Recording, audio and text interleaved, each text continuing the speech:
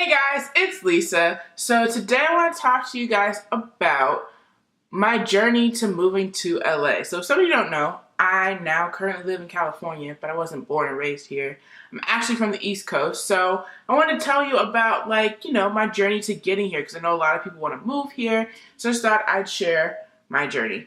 So when I was in middle school, I always wanted to move to California. You know, you're like in middle school and you watch like Disney and like all those shows that have like, and Nickelodeon, like they have shows set in California. You're like, oh, that'd be so cool to live there. Or you like see your favorite celebrities. You're like, oh, I want to be friends with them. That was like me. So I like wanted to be friends with my favorite celebrities. And I low-key at the time wanted to be high-key actually at the time wanted to be an actress. So I was like, I need to move to California. Then through like high school and the beginning of college, I kind of forgot about that. Kind of moved on with my life. Didn't really see it as plausible because realistically, California is the other side of the country. I didn't know anybody who had ever really moved across the country and like made it and like really felt like, like I didn't know anybody in the entertainment industry. Like it just wasn't the move for me. So I'd forgotten about it, moved on with my life. Then towards the end of college, like I started thinking like, yo, like actually I really could move to California and have a lot of options for my career and where I wanted to go, like within the entertainment industry and as far as like, creating content and producing content and like, just everything that I wanted to do. So that's when I was like, all right, let's do it. So I applied to 70 internships in one internship program. And literally 70, not all 70 were in California, but I would like to say more than half of them were. Because I was so set on going to California, but at the same time, I still needed an internship and I wanted to be realistic. But I was like, you know what? Shoot for the stars. If you miss, you land among... No, shoot for the moon. If you miss, you land among the stars. Anyways, so I applied to all these internships. And so I found out that I got into one of the internship programs and I was so dope. I made a whole video about that program. I'll link it somewhere in this situation. But I was so excited. So I get to California, when I tell you it was everything that like I wanted it to be and kind of more. Like I was like, oh, I could really succeed here professionally. I could succeed here personally. I literally found a church home that summer. Like I was ready to basically move here, but I had one semester of school left, so went back to school. And that whole semester, it was like most of my thoughts and my energy were so focused on I'm going back to California. I'm going to be back in California by January of 2018. And I really strongly felt that and I believed that. So I prayed about it, cried about it, fought for it, and it came time for graduation. So I graduated in December. I was a December graduate, December 2017. And when you graduate from your, getting your degree, in your mind, you're like, yo, I got this degree, what's good? Who wants to hire me? But realistically, it's not really like that, unfortunately. So I was applying to job after job in LA and just trying to be out here, trying to get here. And it was so discouraging because either I wouldn't get an interview or I would get the interview, but they'd be like, oh, you're across the country. We kind of need somebody right now. Or I just it just wasn't working out. It was so frustrating. So I started working at a retail store to, make money because I'm out of college. I need to do something.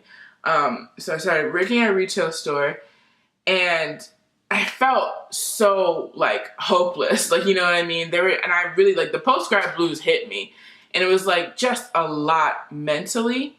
So I was still applying for jobs, applying for stuff.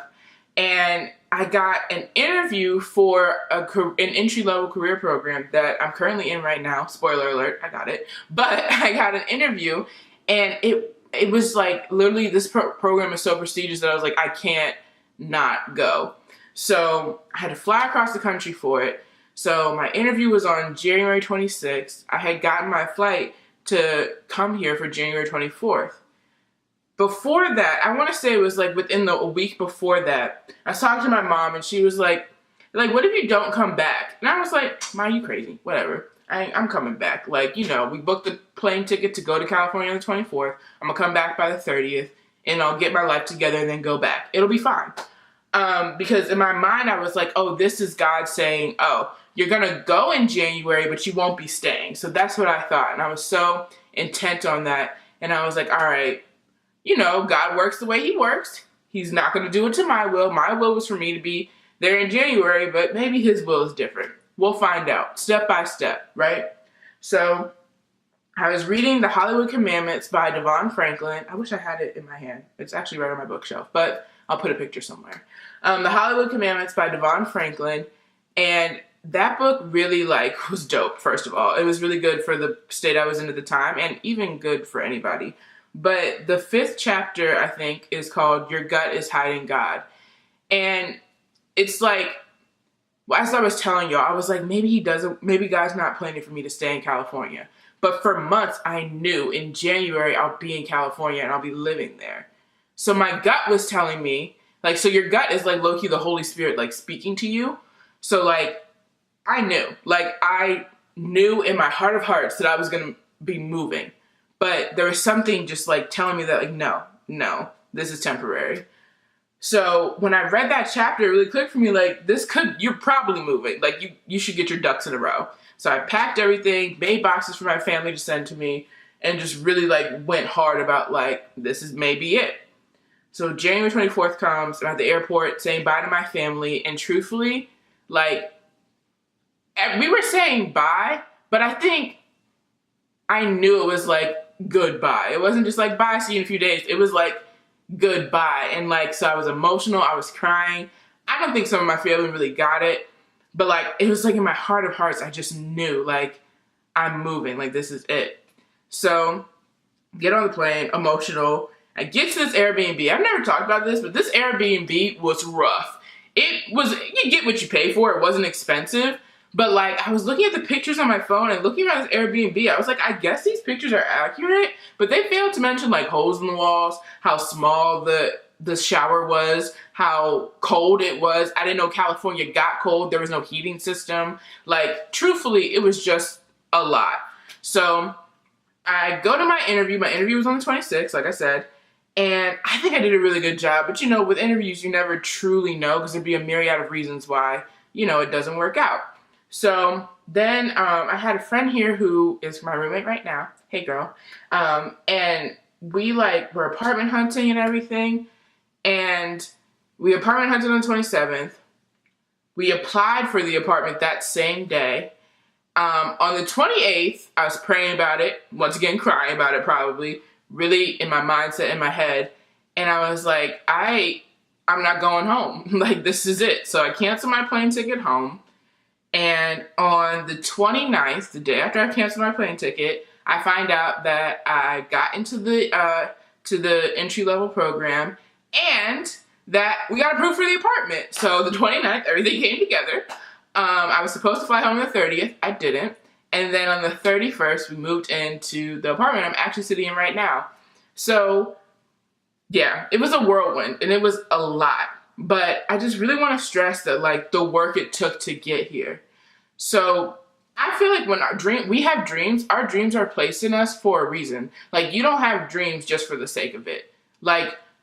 Your dreams are placed in you whenever they are placed in you, and you may forget about them, you may move on, but I feel there's going to come a day where the dream that was placed in you is going to be reignited, and you'll be wait, I can really do this, or wait, remember when I was into doing that? Maybe I really should. Things like that can happen. And then when you get the dream ignites in you, it's gonna take work. My favorite quote, worldly quote, is dreams don't work unless you do. Favorite Bible quote is faith without works is dead. You can't believe something's gonna happen without working for it. That's not, you know what I mean? That's not fair. Two, that's just not how things work. So I had to work to get here. And then once I got here, and after I put the work in and had faith that God was going to deliver all the promises he gave me, it was just one thing after another happened, and then boom. And so I just want to encourage you, if there's a dream you have that's been deferred, or you feel there's something in you that you just need to rediscover or need to reinvestigate or need to keep working for, it's worth it. It can happen. Just keep praying, keep working, keep believing, have faith and endurance.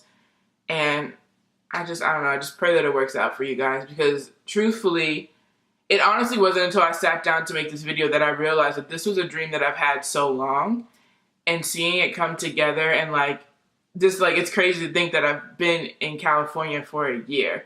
Like, you know what I mean? It's just really crazy to think about. So I just wanted to, you know, share my actual journey, because I made a video when I moved here, but I don't think, it's like sometimes things take a while to process and really get the full revelation of. And also, I really wasn't into being that transparent on the internet when that happened. So, but yeah, so I just really wanted to revisit like my journey to get here.